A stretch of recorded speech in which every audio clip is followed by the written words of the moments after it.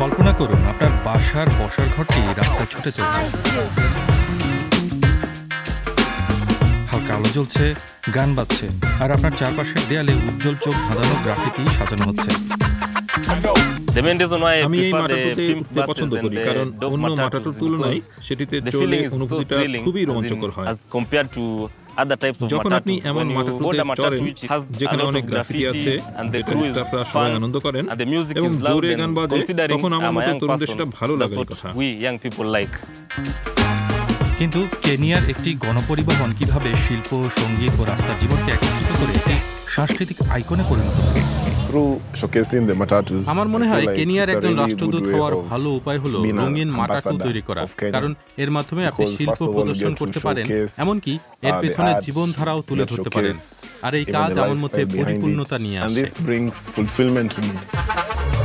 কেনিয়ার মাটাটু সংস্কৃতির একটি সমৃদ্ধ ও বর্ণিল ইতিহাস আছে। 1960-এর দশকে দেশটিতে গণপরিবহন ব্যবস্থা চালু হওয়ার সময় মাটাটু শব্দটির ব্যবহার শুরু হয়।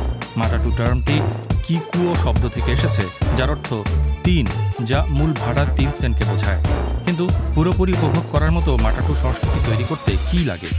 সাহসী গ্রাফিতি আর উৎসক্তির স্পন্দন। মাটুয়ানা কালচার সংস্থাটি শুরু করার কারণ ছিল মাটাটু সম্পর্কে মানুষের উপলব্ধি তুলে ধরা।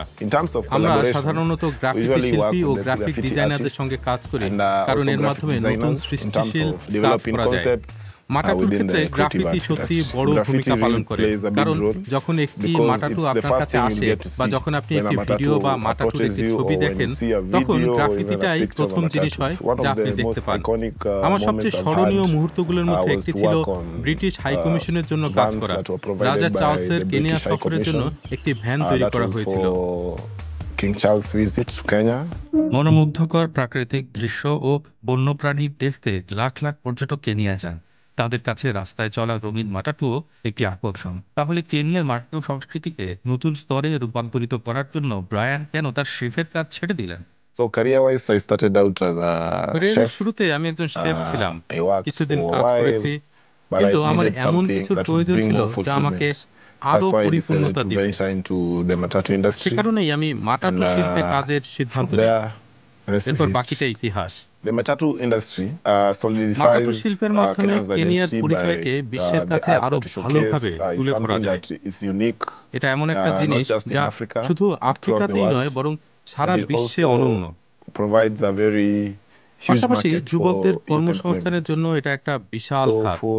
তাই মাটাটু শিল্পের ভবিষ্যতের জন্য আমরা শুধু কেনিয়াতেই নয়, আফ্রিকা ও বিশ্ব জুড়ে অনেক অংশীদারিত্ব ও সহযোগিতা আশা করছি।